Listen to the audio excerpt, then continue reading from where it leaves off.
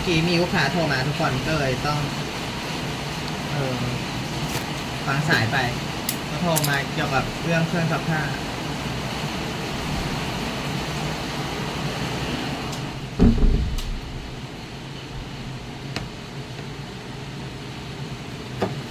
กินไม่ทันเธอเลยไม่เป็นไร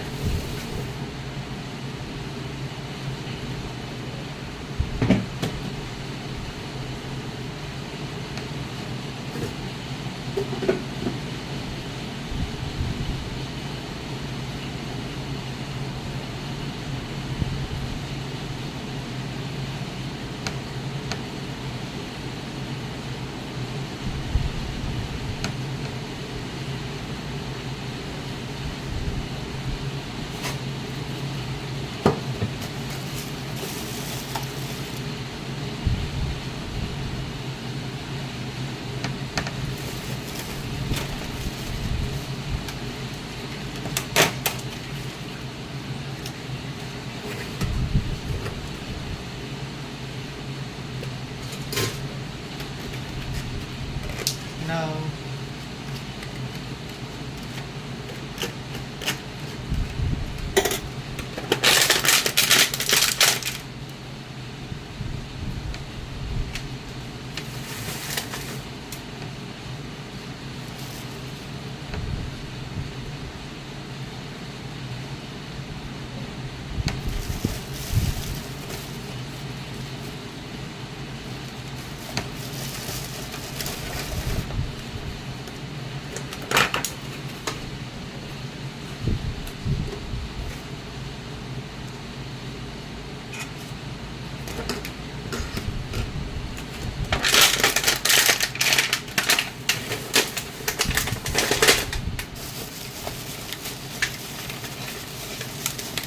ข้าวเช้าทุกคน My breakfast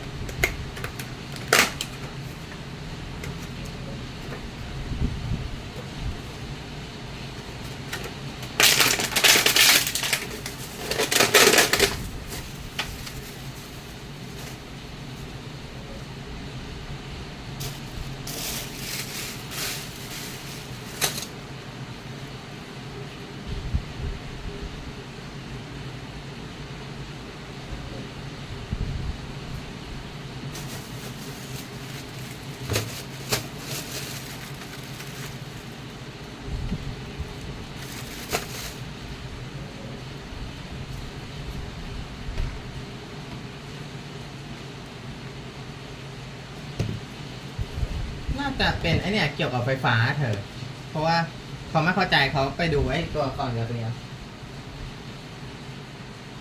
มันจะดับไปทั้งสองเครื่อง ส่วนอีกคนไม่รู้ใคร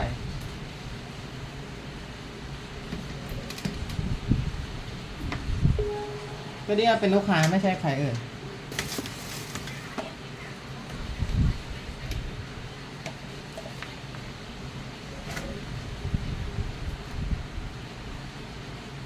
อ๋อเมื่อวานวันอาทิตย์ใช่ไหมใช่ใช่เราเดินเพิ่งเห็นนะแต่ก็ดีที่เขาโทรมาบอก ถ้าเขาไม่โทรมาบอกเราก็ไม่รู้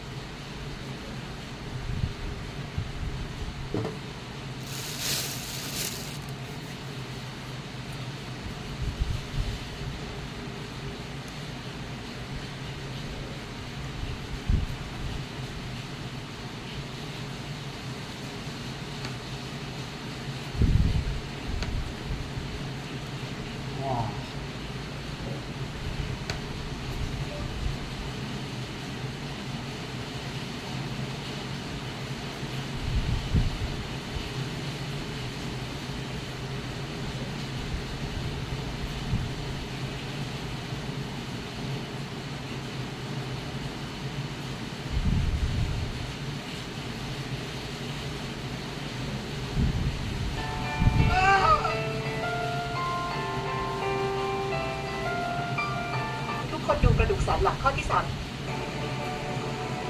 all of human history, land has been the battleground of empires, the fuel for wars, and the foundation of civilizations, with even the tiniest islands being fiercely contested.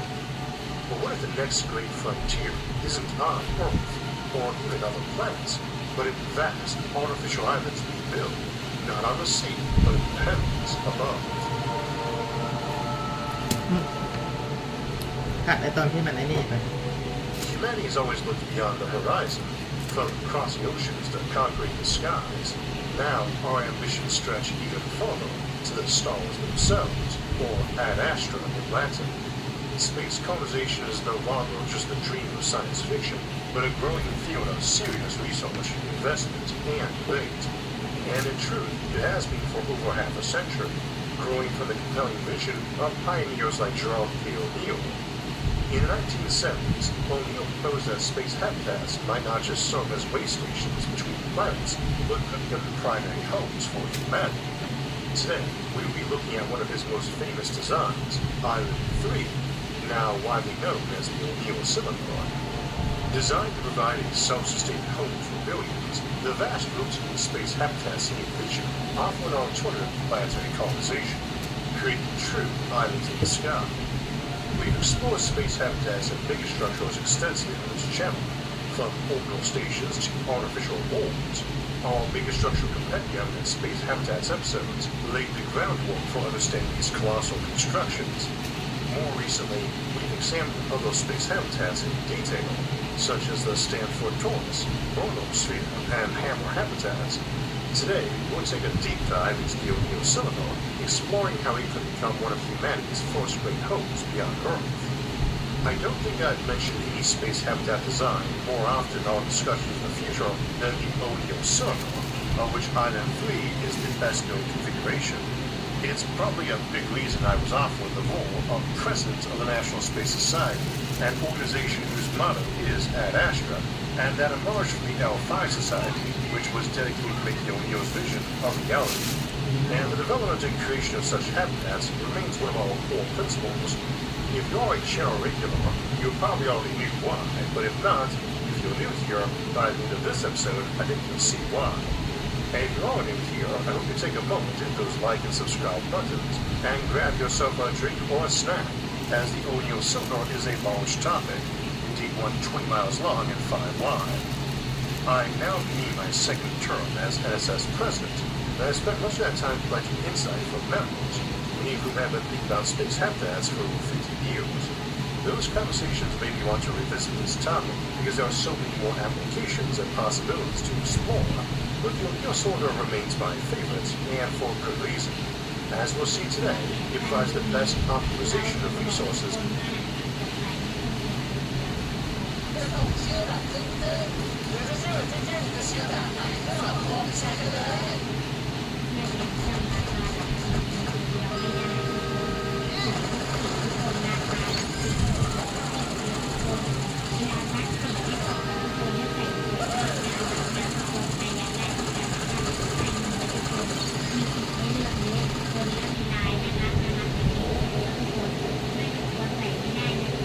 For as long as we can remember, humans have been drawn to the unknown. The night sky has been a constant source of wonder. The allure of distant worlds and the thrill of exploring the stars have driven us to dream big. Movies like Interstellar have shown us what could be possible with the use of wormholes and advanced propulsion systems like hyperdrives, gravitational time dilation, and cryogenic hibernation. But while these stories inspire us, the reality is that interstellar travel remains a distant dream, and the technology to make it happen is still purely theoretical. Take, for instance, Proxima Centauri, our closest neighboring star, is a staggering 266,000 times farther away from us than the Sun. To put that in perspective, it's 103 million times farther away than the Moon. Even light, which travels at the fastest speed possible, will take 4.3 years to reach us from Proxima Centauri. And yet, we remain steadfast in our belief that our current technology is merely a temporary obstacle. As we gaze up at the starry night sky, it's hard to comprehend the unfathomable distances between stars. Believe me, we will never travel among the stars. But if you doubt this, then join me on this fascinating journey as we ponder and explore the possibilities of traversing the vast distances between star systems.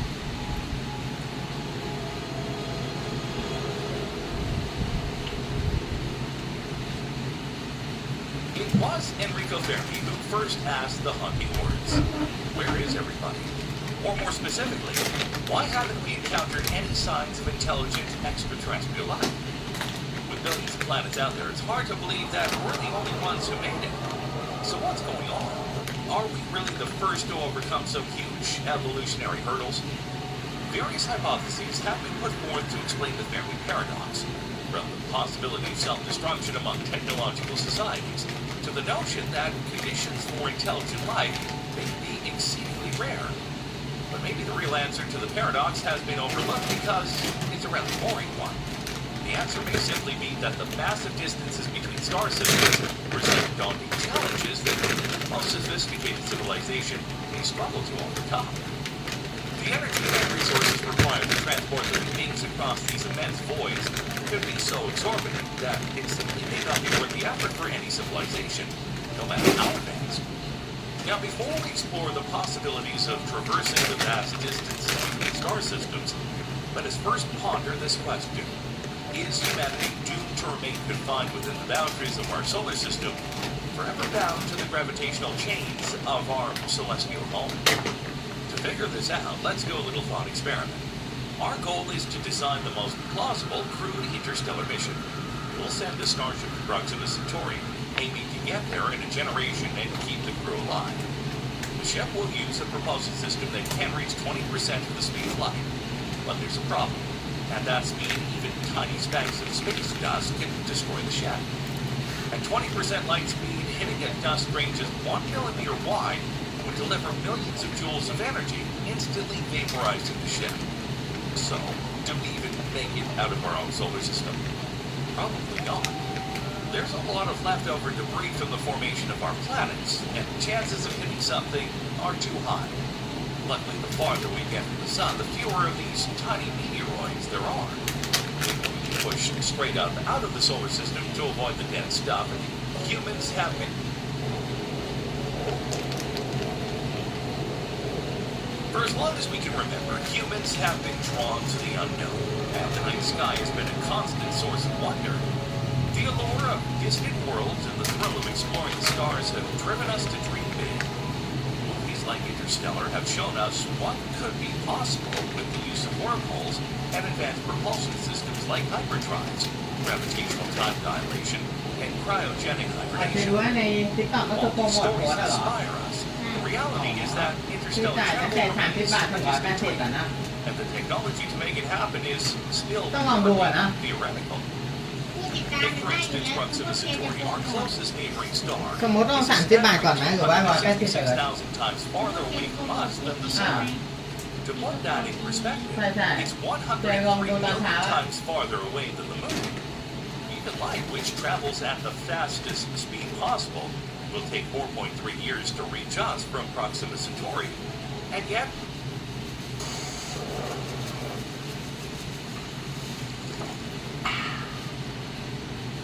we remain steadfast in our belief that our current technology is merely a temporary obstacle.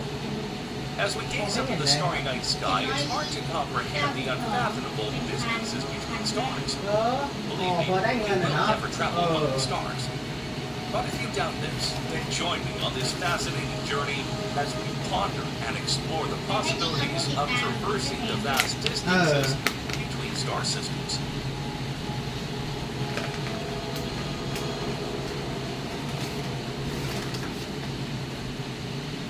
It was Enrico Fermi who first asked the haunting words, "Where is everybody?" Or more specifically, why haven't we encountered any signs of intelligent extraterrestrial life? With billions of planets out there, it's hard ไม่ to ไม่ believe that ไม่ we're ใส่ the หมวก only มัน ones who made ตก it. หย่อม So what's ๆแต่ going มันก็ on? ตกหนักอีก Are we really the first to overcome some huge evolutionary hurdles? Various hypotheses have been put forth to explain the Fermi paradox, from the possibility of self-destruction among technological societies, to the notion that conditions for intelligent life may be exceedingly rare. But maybe the real answer to the paradox has been overlooked because it's a rather boring one. The answer may simply be that the massive distances between star systems present daunting challenges that even the most sophisticated civilization may struggle to overcome. The energy and resources required to transport living beings across these immense voids could be so exorbitant that it may not be worth the effort for any civilization, no matter how advanced. Now, before we explore the possibilities of traversing the vast distances between star systems, let us first ponder this question. เอารู้ไปว่ากล้องบ้านพี่บอลใช้ได้อยู่ต่อให้มันไม่มี Wi-Fi มันก็ยังดูแบบต้องไปดูที่นู่นได้ คือว่าเขาพูดจริงป่ะ To figure this out, let's do a little thought experiment. Our goal is to design the most plausible crude interstellar mission. We'll send a starship to Proxima Centauri, aiming to get there in a generation and keep the crew เย่ alive. เดวิดเกมเมอ The ร์ ship will use a propulsion system that can't reach 20% of the speed of light. But there's a problem. At that speed, even tiny specks of space dust can destroy the ship. เน At อ 20% light speed, hitting a dust grain just 1 millimeter wide would deliver millions of joules of energy, instantly vaporizing the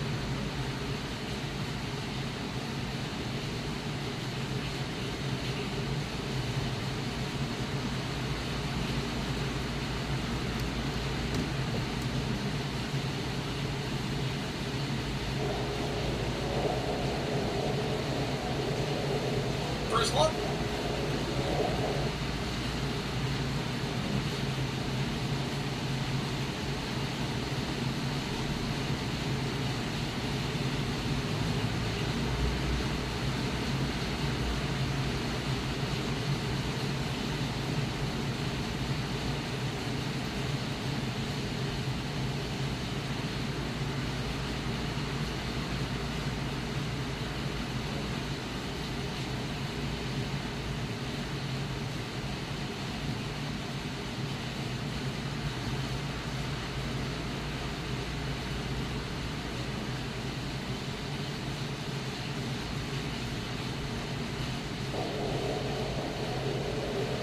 For as long as we can remember, humans have been drawn to the unknown, and the night sky has been a constant source of wonder. The allure of distant worlds and the thrill of exploring them.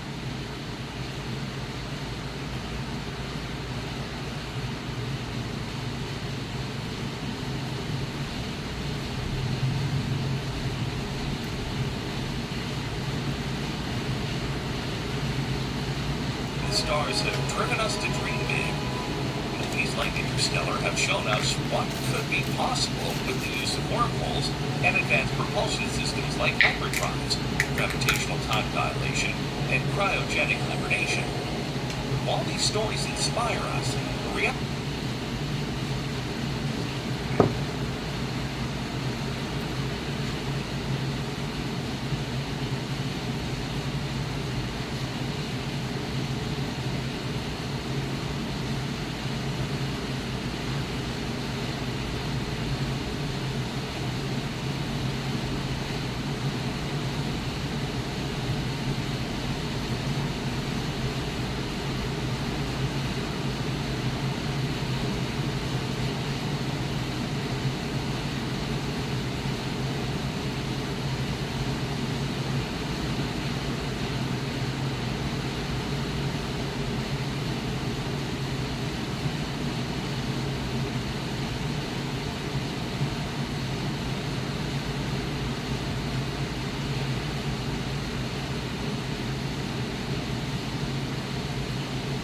is that interstellar travel remains a distant dream, and the technology to make it happen is still purely theoretical.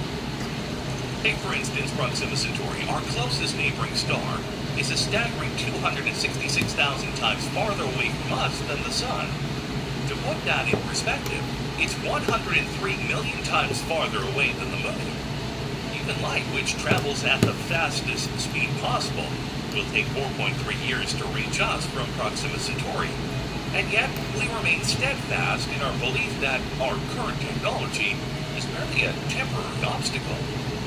As we gaze up at the starry night sky, it's hard to comprehend the unfathomable distances between stars. Believe me, we will never travel among the stars. But if you doubt this, then join me on this fascinating journey as we ponder and explore the possibilities of traversing the vast distances between star systems.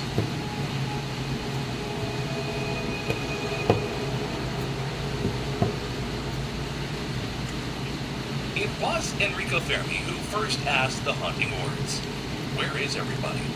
Or more specifically, why haven't we encountered any signs of intelligent extraterrestrial life? With millions of planets out there, it's hard to believe that we're the only ones who made it.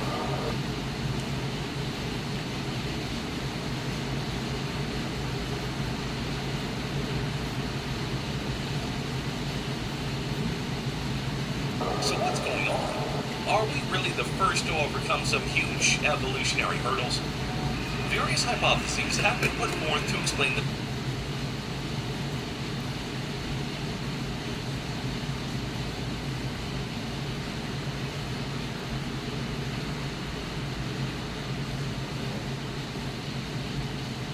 Fermi paradox, from the possibility of self-destruction among technological societies to the notion that conditions for intelligent life may be exceedingly rare. But maybe the real answer to the paradox has been overlooked because it's a rather boring one. The answer may simply be that the massive distances between star systems present daunting challenges that even the most sophisticated civilization may struggle to overcome. The energy and resources required to transport living beings across these immense voids could be so exorbitant that it simply may not be worth the effort for any civilization, no matter how advanced. Now, before we explore the possibilities of traversing the vast distances between star systems,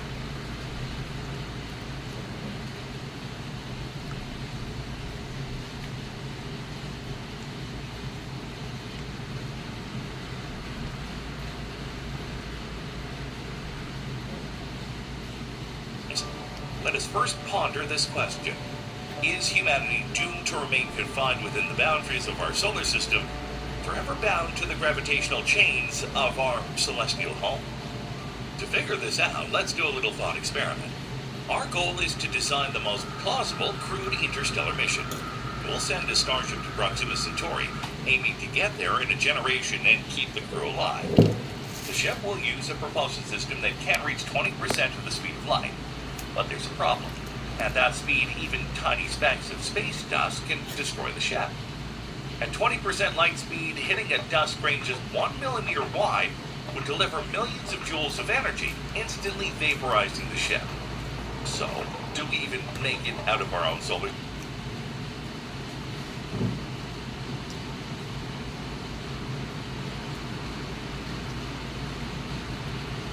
system? Probably not.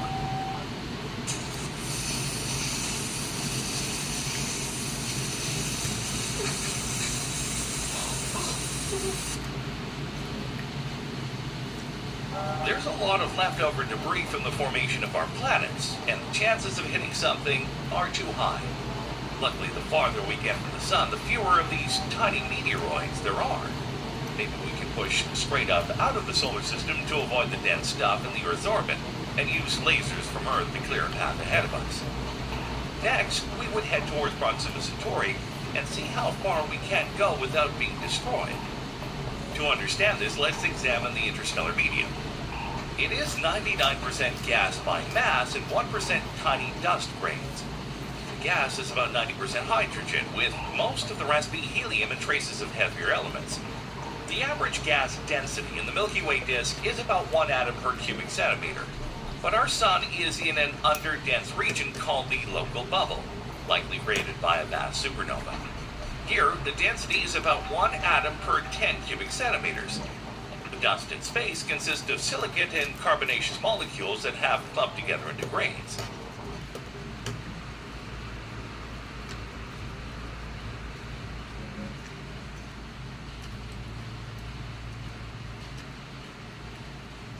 These elements are formed in the cores of massive stars and are ejected in supernovae or stellar winds. The grains usually range from a tenth to a few tenths of a micrometer. สวัสดีครับใช่เหรอครับ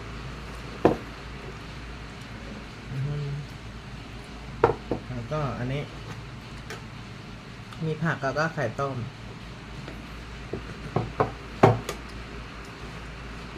ชื่อเชียร์นะครับยินดีที่ได้รู้จักชื่ออะไรเหรอครับ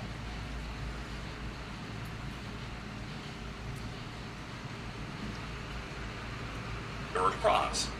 Larger grains are extremely rare outside planetary systems, making the chance of a single grain destroying our ship negligible. The components of interstellar space, atoms, molecules, and dust grains, coalesce to form larger structures. Space, atoms, molecules, and dust grains coalesce to form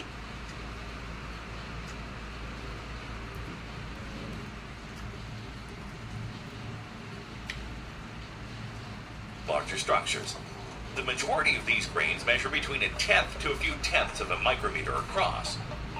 Larger grains are exceedingly rare beyond planetary systems, to the point that the possibility of a single grain destroying a spacecraft can be reasonably disregarded. The smaller grains themselves are quite sparse, with approximately 1 grain per 100 meter cube of volume. While both the gas and dust in interstellar space are diffuse, the vast distances involved mean a spacecraft will still encounter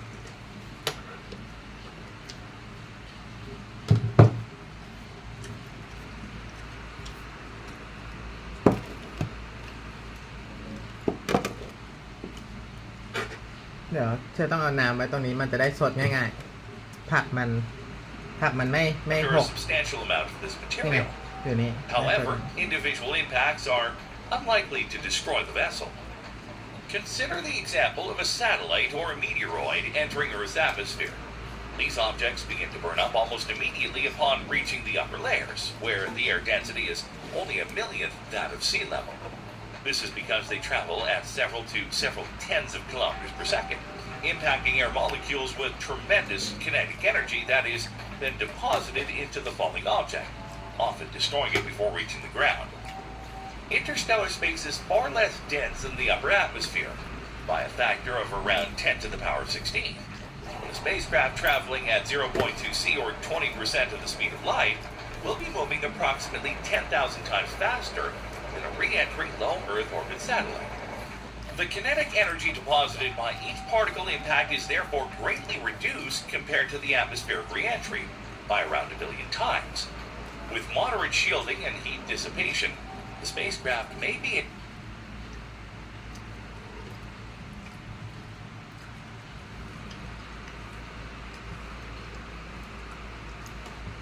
able to withstand this bombardment, but a new challenge arises. At these extreme velocities, even a single impacting atom or molecule can cause damage. The cumulative effect of these countless minor impacts must be เธอดูเกี่ยวกับอวกาศอยู่ A 2016 It paper was by Thea about Huang and colleagues space. examined the effects of individual particle impacts during high-speed interstellar travel. They found that the lighter elements like hydrogen and helium don't really cause lasting damage. They mainly just deposit heat.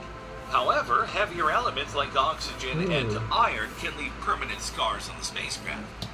In fact, Huang's team calculated that traveling to Proxima Centauri at 20% the speed of light would result in the complete vaporization of the forward hull of the ship. That's a pretty dramatic impact. In another 2006 paper, Oleg Semyonov looked at the radiation levels an inadequately shielded crew would face at relativistic speeds. He found that the levels would be comparable to the core of a nuclear reactor. Needless to say, that level of radiation exposure would be instantly lethal for any living organism aboard. So there is no debate about the fact that high-speed interstellar travel will pose several major challenges when it comes to protecting the spacecraft and its crew from the intense impacts and radiation. It's a tough engineering challenge that would need to be solved before attempting such a journey. Outside our thought experiment, there are several other important issues to consider. If we were to embark on an experiment like this in 2024, there are several key considerations to keep in mind. For starters, Proxima Centauri is about 4.3 light years away. Even with our fastest technology, similar to the Parker Solar Probe, a generation Starship would take approximately 7,197 years to reach our closest neighbor.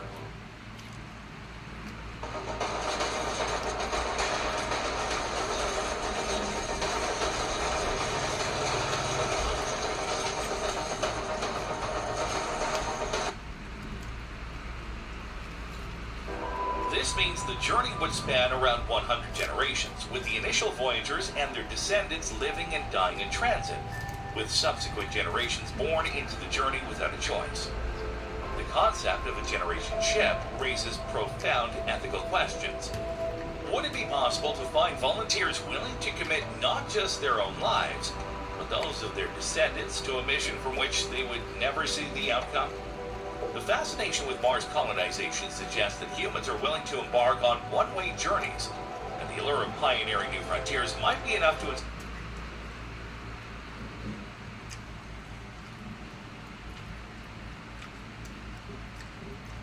inspire volunteers for such a daring odyssey. Upon arrival at the Alpha Centauri system, the astronauts would face two potential realities. In the first scenario, they discover that the planets within the system are inhospitable to life as we know it, rendering their monumental journey a stark lesson in the unpredictability of cosmic exploration. In the second scenario, they find that humans have already reached and colonized the planets, thanks to technological advancements made back on Earth during the Starship's lengthy voyage.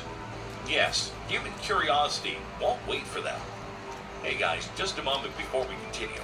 Be sure to join the Insane Curiosity channel. Click on the bell, you'll help us to make products of even higher quality. How close are we to becoming a space-faring civilization? When we consider the sheer scale of the Milky Way, stretching across 100,000 light years, we begin to grasp the enormity of interstellar travel. Breaking it down, we get approximately 20,000 potential destinations across the galaxy. Breaking it down, we begin to grasp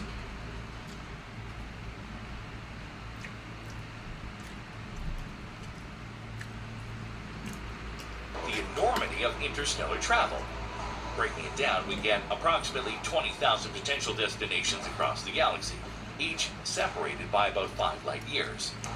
If we were to travel to each of these points, the fastest probe we have today would take a staggering 169 million years to traverse the galaxy just once. And that's without stopping to explore or change course along the way. This mind-boggling feature highlights the colossal challenge of interstellar travel. The vast distances between stars and galaxies underscore the need for significant breakthroughs in propulsion technology, energy generation, and our understanding of space-time itself. If we're to become a space-faring civilization, we need a leap in innovation and imagination to bridge the cosmic distances between stars. However, there's a glimmer of hope. Simulations by NASA's Jet Propulsion Laboratory suggest that with generational ships traveling at speeds of up to 500 kilometers per second, it might take around 90 million years to colonize significant portions of the galaxy. The concept of von Neumann probe colonize significant portions of the galaxy. The concept of von Neumann probes, self-replicating spacecraft that could explore and colonize distant star systems, presents another intriguing avenue for galactic colonization. When we finally figure out how to build a spaceship that can survive all the hurdles of interstellar travel,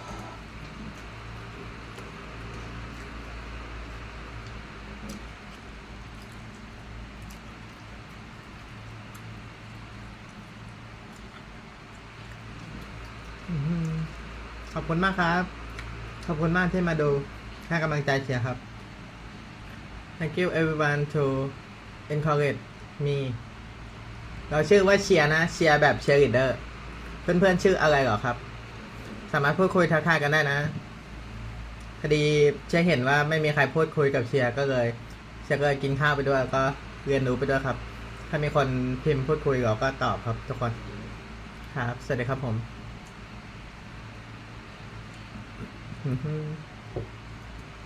figure out how to build a spaceship that can survive all the hurdles of interstellar travel, there's still one major issue that can't be solved.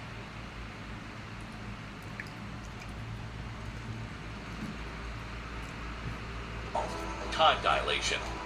It would create a permanent divide between the spaceship and its planet of origin. Imagine leaving your family, friends, and everything you know behind, never to see them again. And when you finally return, you'll find a society that's completely changed. It's not just about the personal cost. This kind of travel would also make it impossible for interstellar organizations like the United Federation of Planets to exist. These organizations rely on trade and cultural exchanges between different civilizations, which wouldn't be possible with the time it takes to travel between stars. Think about it. Would a company send goods to the other side of the galaxy, knowing they'd never hear back from the spaceship they sent them with? It's a one-way ticket to nowhere. In essence, any spaceship that ventures into the realm of Einstein's theory of relativity becomes its own isolated world, cut off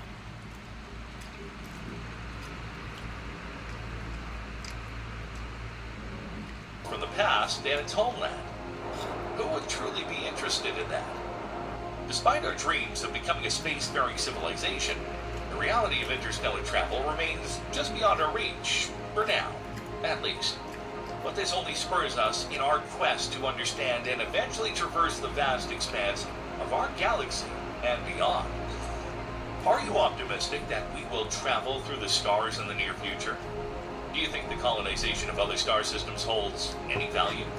Feel free to leave your answers in the comments below. If you liked the video, then you should check out the one on your screen. This is a fascinating tale about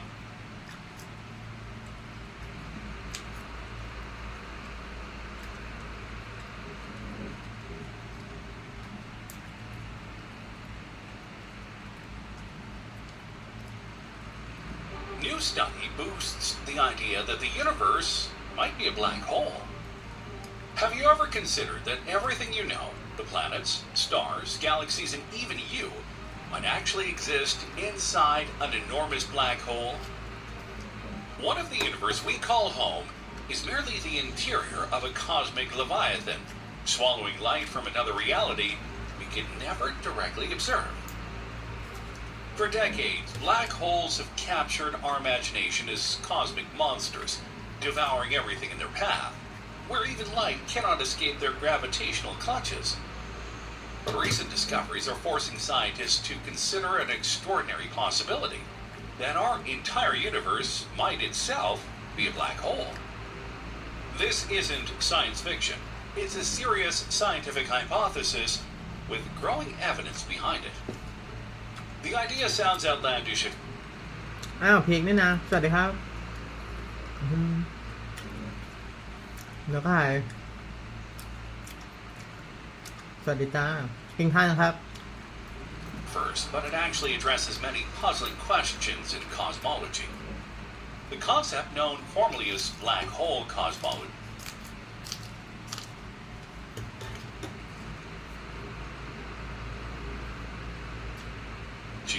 has roots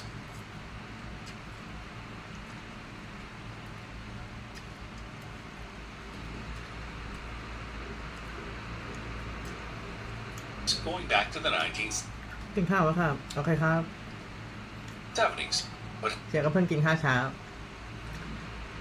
หายป่วยยังครับ สบายดียังครับ สวัสดีเพื่อนๆ3 คนครับ สวัสดีครับ has gained remarkable new support from recent observations and theoretical breakthroughs. In 2023, the James Webb Space Telescope delivered images that left astronomers stunned. When studying distant galaxies, researchers noticed a peculiar pattern in their rotation, a preferred direction that shouldn't exist in a universe born from a conventional Big Bang. This cosmic alignment hints at born from a their rotation, a preferred direction that shouldn't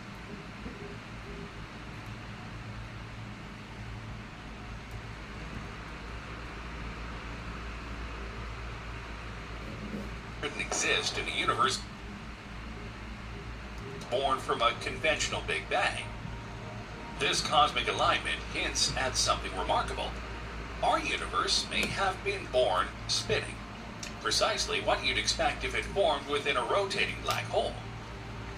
As astrophysicist Nikodem Pawlowski from the University of New Haven explains, every black hole could be a gateway to another universe. And if that's the case, our own universe could be the interior of a black hole existing in another universe. His mathematical models show how the immense gravitational forces inside a black hole could ครับ สวัสดีครับ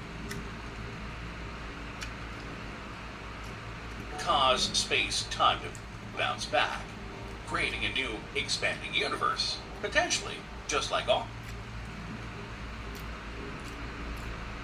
เมื่อวานเชิญพีคเข้ามาพีคก็ไม่เข้าครับแล้วก็วันเสาร์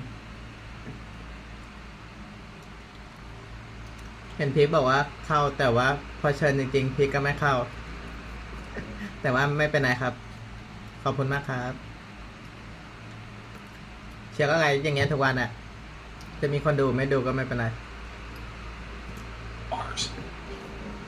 This brings us to one of the most mind-bending concepts in modern physics, the holographic principle. Think of it as nature's ultimate compression algorithm. This principle suggests that all the information contained within our three-dimensional universe might actually be encoded on a two-dimensional surface that surrounds it, like a cosmic skin holding everything we know. Sound far-fetched?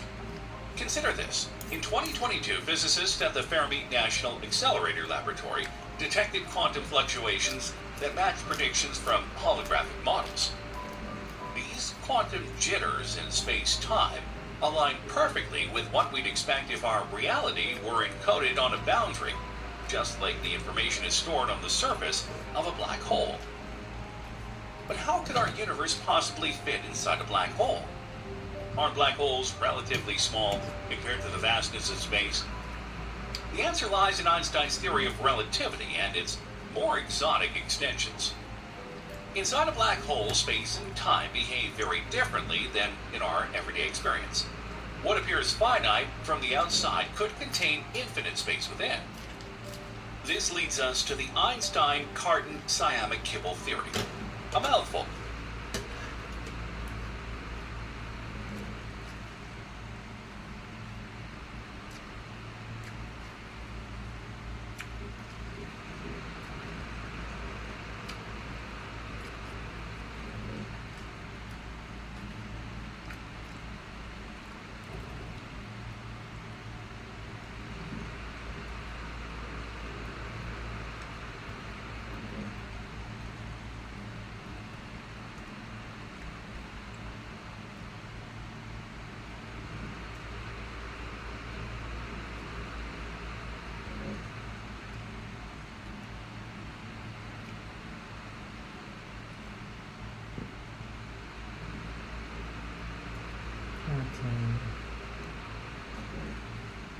Siama.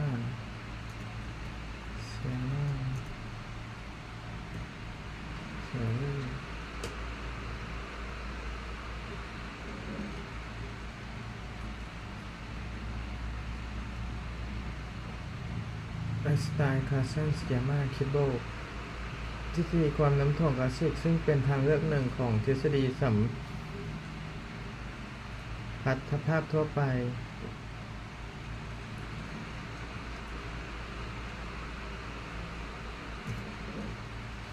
คือ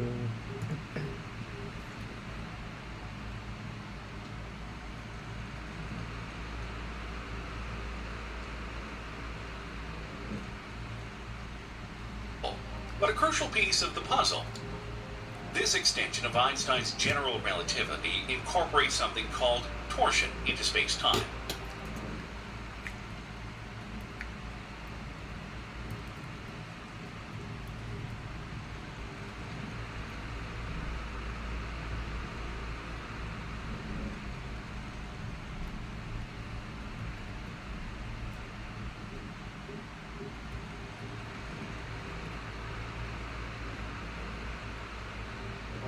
Regular relativity treats space-time as smooth and curved, but adding torsion accounts for the intrinsic spin of matter. When matter with spin collapses into a black hole,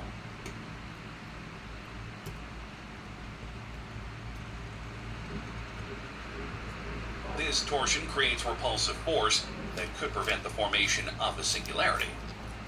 Instead of matter crushing down to an infinitely small point, it bounces back, creating what physicists call an Einstein-Rosen bridge, better known as a wormhole.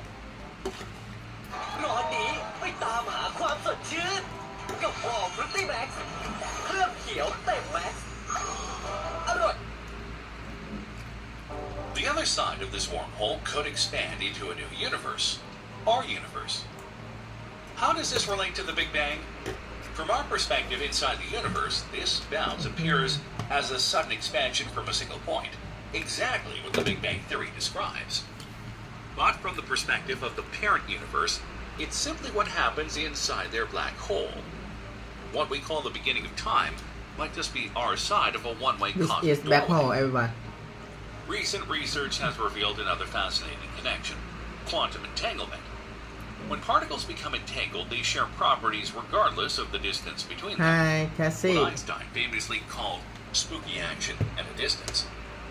In 2019, physicists Juan Maldacena and Leonard Susskind proposed that entanglement and wormholes Yeah, might be black hole. two sides of the same coin. Entangled particles could be connected by microscopic wormholes. If they're right, then the quantum entanglement that seems to hold our reality together might be evidence that our universe is connected to another through a love black hole massive very much. wormhole, the throat of the black hole we exist within. Have you ever wondered why the laws of physics in our universe seem so perfectly tuned for life to exist? If our universe is one of many spawned inside black holes, this fine-tuning might make sense through a kind of cosmic natural selection. Universes that produce lots of black holes would produce many offspring universes, passing along their physical properties. Over time, universes capable of forming stars, galaxies, and eventually black holes would become the most common type. The technologies allowing us to test these ideas are advancing rapidly. Gravitational wave detectors like LIGO and Virgo are now sensitive enough to potentially detect echoes from before the Big Bang, ripples in space-time that might have originated in the parent universe. Meanwhile, new theoretical approaches using tensor networks, a mathematical tool borrowed from quantum computing, are helping physicists model how information might transfer from a parent universe into a child universe through a black hole. Scientists are also developing new ways to search for subtle asymmetries in the cosmic microwave background, the oldest light in our universe. If our cosmos was born from a rotating black hole, these ancient photons should carry a signature of that rotation, like cosmic fingerprints preserved from the universe's birth. The standard Big Bang theory has served cosmology well for decades. It describes our universe beginning as an infinitely dense, hot singularity that suddenly expanded about 13.8 billion years ago. But despite its successes, the theory leaves fundamental questions unanswered. What caused the Big Bang? What existed before it? And why did it have the exact properties needed to form a stable universe? These questions have led some scientists to propose alternatives like the Big Bounce theory.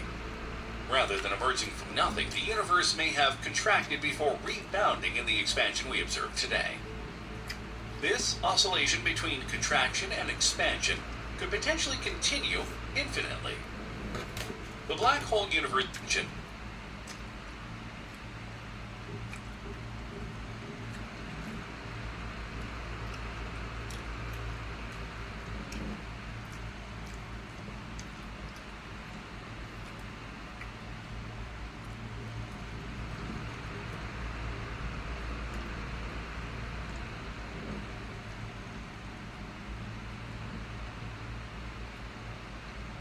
Have you ever wondered how such a complex universe could arise seemingly from nothing?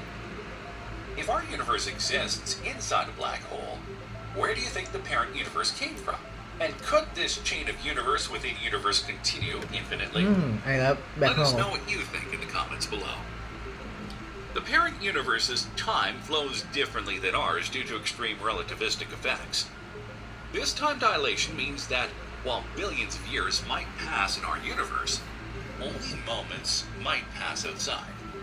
The entire history of our universe from the Big Bang to its ultimate fate might be just a brief episode in the life of the parent universe. This radical rethinking of cosmology suggests our universe may be the interior of a four-dimensional black hole. While we perceive and live in these spatial dimensions, physicists have long speculated about higher dimensions. String theory, for instance, requires extra dimensions beyond our familiar three. These additional dimensions might be curled up so tightly we can't perceive them, or they might extend infinitely beyond our ability to detect. A 4-dimensional black hole would have a 3-dimensional event horizon, exactly matching our observable universe. The mathematics describing such an object precisely matches observations of our universe's expansion and structure. Physicist Dinesh Shorty and his colleagues at the Perimeter Institute have shown that a 4D black hole could create a 3D brin, essentially a membrane universe like ours that expands because of tension in that brin. Their calculations produce predictions that align with cosmic microwave background observations better than some conventional inflation models. The concept also addresses another perplexing aspect of our universe, its apparent flatness. Measurements show that our universe's geometry is remarkably close to perfectly flat, which requires incredibly precise initial conditions in the standard Big Bang model. Rockstar An โอ้โห thank extraordinarily you unlikely Cassie coincidence. Oti But in the black hole What universe is your model, nickname? This flatness emerges naturally from the physics of horizon formation. This theoretical framework even offers new insights into dark matter, the invisible substance that appears to hold galaxies together. Some physicists propose that dark matter could be gravitational effects leaking from the parent universe, or the manifestation of the black hole's tidal forces on our brain universe. When we examine the cosmic microwave background, the oldest light in our universe, we see tiny temperature fluctuations that standard cosmology struggles to fully explain. These minute variations might be imprints from the parent universe, quantum fluctuations Nice to that meet you, crossed Ken. over during the formation of our universe black hole. What's particularly compelling about this model is how it transforms our understanding of cosmic origins. Rather than appearing from nothing, a philosophical challenge, our universe continues a process of cosmic evolution from the parent universe. The laws of physics no longer randomly emerge at the Big Bang, but are inherited and potentially slightly modified versions of the parent universe's physics. The evidence supporting the black hole universe model continues to accumulate across multiple fields of research. Perhaps the most compelling comes from analyzing the cosmic microwave background radiation, the oldest light in our universe. Recent high-precision measurements from the Planck satellite have revealed subtle patterns that align remarkably well with predictions from black hole cosmology models. These patterns show specific types of asymmetry that would be expected if our universe originated within a rotating black hole. The radiation's polarization, essentially the direction in which light waves vibrate, shows preferences that conventional Big Bang models struggle to explain, but emerge naturally from black hole universe dynamics. Even more intriguing are recent observations of gravitational waves. How are you? Ripples in space-time detected by LIGO and Virgo observatories. Some gravitational wave signals Thank you have very exhibited much. unexpected echoes Pen. that theoretical physicists like Dinesh Shorty suggest should be evidence Thank you. of our See universe's you black next hole time. structure. See you next These time echoes match predictions for My what would friend. happen if gravitational waves bounced off the boundary of our universe black hole. Of course, the theory faces significant challenges from competing models and observational constraints. Critics point out that if we truly live inside a black hole, we should observe certain telltale signs of that boundary. The absence of these specific signatures has led some physicists to question whether the model accurately describes reality. However, proponents argue that these signatures may be subtler than expected or might manifest in ways we haven't yet recognized. As Vyacheslav Dokuchev from the Russian Academy of Sciences explains, the interior of charged black holes may contain stable orbits, allowing for complex structures, potentially entire civilizations, to exist within black holes without being aware of their environment's true nature. This leads us to perhaps the most mind-expanding aspect of the theory, the multiverse perspective. If our universe exists within a black hole, and our universe contains billions of black holes, each black hole might contain its own universe with its own physical laws and constraints. This creates a nested structure of universes within universes, a cosmic Matryoshka doll of realities. Physicist Bernard Carr of Queen Mary University จะเอาน้ำของเธอมาสดไม่เป็นไร proposes นะ that each universe might produce black holes เฮ้ย with เอาหมอกไป slightly different พัฒนาเหรอ properties. ไปกันฝ Those น that นี่ generate Aw. more black holes would produce more Offspring หมวกพ่อก็มี universes. คู่ แต่ แข่ ก็ ง เอาหมวกหน้าไปกันฝน Cosmic natural selection, favoring universes capable of producing abundant black holes. This process might explain why our universe appears so perfectly tuned for complexity in life. Universes that can create black holes also tend to create the conditions necessary for stars, planets, and potentially living beings. The philosophical implications are equally profound. If we truly live inside a black hole, our entire concept of beginning and end requires revision. The beginning of our universe wasn't truly a beginning, but a transformation. Matter from another universe collapsing into a black hole and rebounding as our cosmos. Similarly, our universe's end may not be an end at all, but rather a transition to something else. This perspective transforms how we understand our cosmic fate. The traditional heat-death scenario, where the universe expands forever, growing colder and darker until all stars burn out, takes on new significance. That apparent death might actually be a form of cosmic maturity, where our universe becomes an ideal incubator for new black holes and therefore new universes. Our understanding of time itself changes dramatically within this framework. The physicist Carlo Rovelli suggests that time as we experience it may be entirely emergent, not fundamental to reality, but arising from interactions between quantum events. In a black hole universe, what we perceive as the forward flow of time might simply be the direction of increasing entanglement between our universe and its parent. Future experiments offer exciting possibilities for testing these ideas. The next generation of gravitational wave detectors, like the space-based LISA mission planned for the 2030s, will be sensitive enough to potentially detect gravitational waves from the earliest moments of our universe, possibly even from before the Big Bang, if our universe is indeed within a black hole. Quantum experiments are equally promising. As quantum computers grow more powerful, they may allow us to simulate the conditions at the boundary between universes, testing predictions from various models of black hole cosmology. Some physicists even propose building tabletop experiments that could mimic aspects of black hole physics through analogous systems, potentially offering indirect evidence for whether our universe behaves like a black hole interior. Advanced telescopes now under construction will allow astronomers to map the large-scale structure of the universe with unprecedented precision. These maps might reveal subtle patterns that could only be explained if our universe has the geometry of a black hole interior. The distribution of galaxies, their movement, and the way light travels across vast distances could all hold clues to our universe's true nature. Perhaps the most tantalizing question this theory raises is, what exists beyond our universe black hole? If we are inside a black hole in a parent universe, what is that parent universe like? Could it be fundamentally different from ours, with different physical laws and constraints? Might intelligent beings exist there, perhaps even studying the black holes in their universe just as we study those in ours?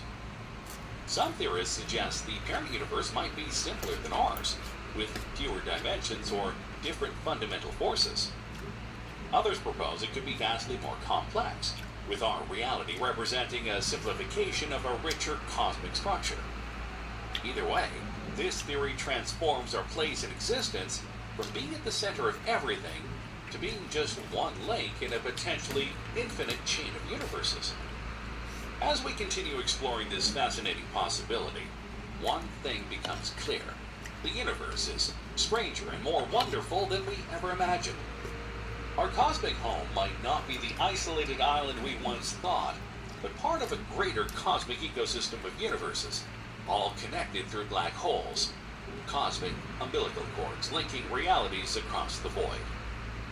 If you found this journey through black hole cosmology fascinating, don't forget to hit that like button and subscribe to join us for more mind-bending explorations of our universe.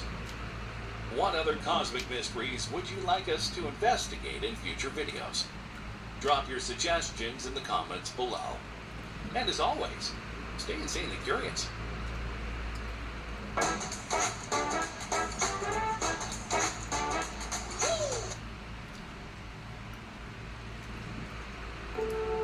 What if we could measure a civilization's progress by the energy? What if we could measure a civilization's progress by the energy it controls? That's exactly what the Kardashev scale does. And in this video, we'll walk through every stage from Type 1 to the theoretical Type 7. Type 1 civilization. The Type 1 civilization on the Kardashev scale is a society that has achieved full mastery over the energy resources of its home planet. This means it can harness, store, and use all the energy available on Earth, including solar, wind, geothermal, tidal, and even the energy from storms, earthquakes, and volcanoes. In numerical terms, a Type 1 civilization would use about 10 to the power of 16 watts of energy.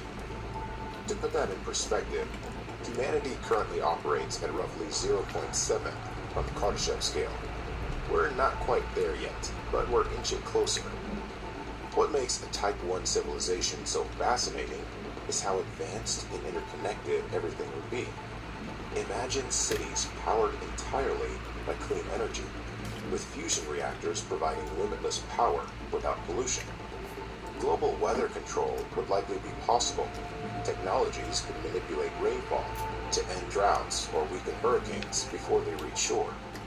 Earthquakes might be mitigated by stabilizing tectonic pressures, and massive orbital mirrors could adjust sunlight levels in specific areas.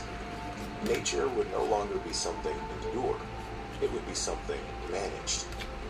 One of the most exciting technologies unique to a Type 1 civilization is planetary scale energy grids. These wouldn't just connect countries, they'd connect continents and oceans, delivering constant, stable energy from solar farms in deserts or wave generators in the deep ocean. Another marvel would be climate engineering. We'd be able to actively fine-tune Earth's atmosphere to balance temperature and reduce extreme weather. Think of it as a global thermostat, keeping the planet stable and habitable for everyone. Life in a Type 1 civilization would feel like something out of science fiction. There would be a seamless blend between humans and machines. Smart cities would be built from the ground up, with artificial intelligence coordinating traffic, energy use, communication, and even healthcare. Public transportation would be clean, fast, and likely based on maglev or hyperloop systems that cross the planet in hours. There would be no developed or developing countries, just one interconnected civilization with equal access to energy and information. Culture and communication would also undergo a transformation. With global languages facilitated by real-time translation and universal internet access, borders would begin to blur. Humanity might develop a collective planetary identity, uniting not under nations, but under Earth itself. Education would be nearly instantaneous, possibly delivered through direct neural links or immersive virtual environments. Creativity and innovation could thrive like never before, fueled by abundant energy and collaborative tools available to anyone, anywhere. But getting to Type 1 isn't just about technology, it's about cooperation. A civilization must overcome deep political, cultural, and environmental divisions to unify its energy use and infrastructure.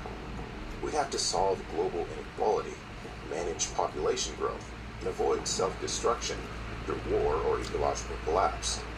The transition is risky. Some scientists call it the Great Filter, a stage where many civilizations might fail before reaching the stars. But still, the rewards are extraordinary. A Type 1 civilization will likely be on the brink of becoming multiplanetary.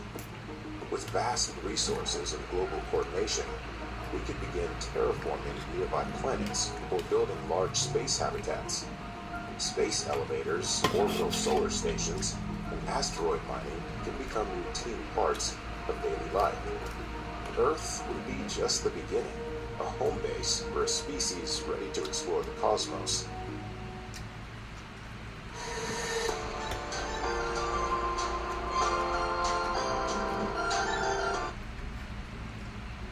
Type 2 civilization.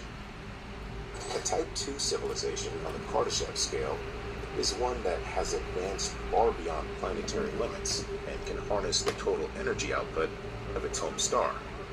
While the Type 1 civilization controls the energy of a planet, a Type 2 civilization taps into the full power of its sun, roughly 10 to the power of 28 watts of energy. This is an unimaginable leap in capability, marking the moment a species becomes stellar in scale.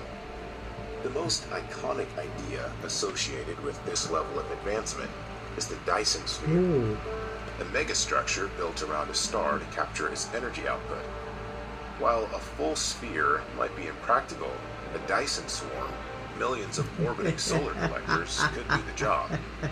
The technologies of a Type 2 civilization are not just more powerful, they're on a completely different level. Entire planets can be repurposed or engineered to serve specific functions, like industrial production or data storage. The civilization might move planets, redirect asteroids, or alter orbits using gravitational manipulation. Matter-energy conversion would be possible, allowing the creation of anything from raw atoms. Even black hole engineering could begin at this stage, using them for energy generation or advanced physics experiments. This civilization wouldn't just survive, it would shape stars, worlds, and space-time itself. Living in a Type 2 civilization would feel like being part of a galactic superorganism. The scale of society would be nearly incomprehensible to us today. People might inhabit megastructures that orbit the sun, each capable of housing billions. Others could live in artificial habitats, drifting between planets or inside hollowed-out asteroids. Energy would be virtually unlimited, making scarcity the concept of the past. Need a new city? Print it. Want to travel across the solar system? Do it in minutes or hours via near light-speed transport systems or space-folding technology. Everyday life could be defined by post-scarcity abundance. Food, water, and shelter would be universally accessible, manufactured at the atomic level. Disease and aging could be eliminated, with lifespans extending indefinitely thanks to advanced medicine, cybernetics, or digital consciousness transfer. People could live physically, virtually, or both, switching between realities as easily as changing clothes. The line between biology and machine would blur completely, giving rise to new forms of life and intelligence. Communication and culture would also evolve in unimaginable ways. With solar system-wide networks and quantum communication, thoughts could be shared instantly across planets. Art, ideas, and experiences could be created in shared simulations, or even through synthetic dreamscapes. Humanity, or whatever it has become, might no longer be a single species, but a mosaic of evolved beings coexisting across physical and digital planes. Reaching Type 2 also means overcoming immense challenges. The civilization must have achieved planetary unification, long-term peace, and a sustainable relationship with its own technology. The risks are enormous. Misusing stellar-scale energy could destroy entire worlds. But a Type 2 civilization would likely have mastered ethics, risk management, and collective decision-making on levels we can't yet imagine. It would be the ultimate expression of maturity, not just technologically, but socially and philosophically. Perhaps the most awe-inspiring part of being a Type 2 civilization is the sense of cosmic presence. No longer bound to a single planet, this species would have become a beacon in the galaxy. Its activities could be visible from light years away. Massive energy signatures, engineered stars, or planetary systems arranged with purpose. From the perspective of other civilizations, a Type 2 society would appear as gods of their solar system, wielding the power of suns, reshaping space, and bending the very laws of nature to their will. Type 3 civilization. A Type 3 civilization on a Kardashev scale is one that has achieved mastery over an entire galaxy's energy output. That means using not just the energy of one planet or one star, but billions of stars. Roughly 10 to the power of 36 watts of energy. This is the level at which the species becomes a galactic presence, capable of harnessing the raw power of the Milky Way itself. If a Type 2 civilization is a sun wielder, then a Type 3 is a star shepherd, rearranging stars, manipulating black holes, Wow. and spreading its influence across 100,000 light years. This The is my dream, technologies of a everyone. Type 3 civilization would be nearly indistinguishable from magic to us. Dyson spheres would be everywhere, surrounding not just one star but millions, collecting vast streams of solar energy.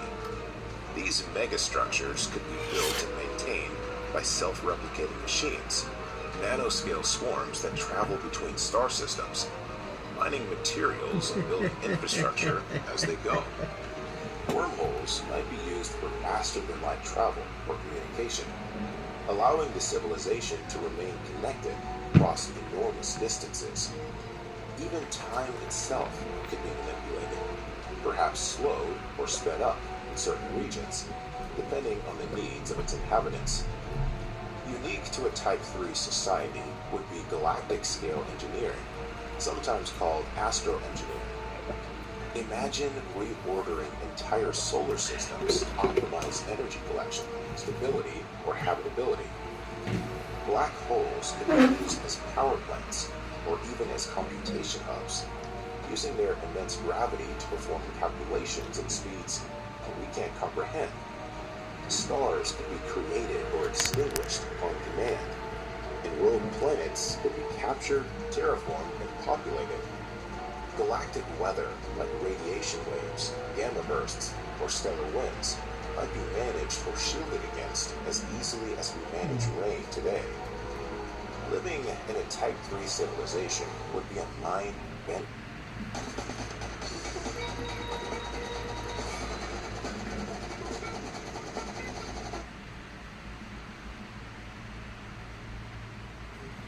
Experience. You wouldn't just be a citizen of a country or a planet. You'd be a part of a galactic network. Individuals might live on engineered worlds orbiting distant stars, massive space habitats the size of moons, or within entirely digital realities hosted in computational megastructures scattered throughout the galaxy. Some might not even exist in physical form anymore, having evolved into information-based life or consciousness spread across light years. Because of the sheer scale, identity itself would shift. A person might be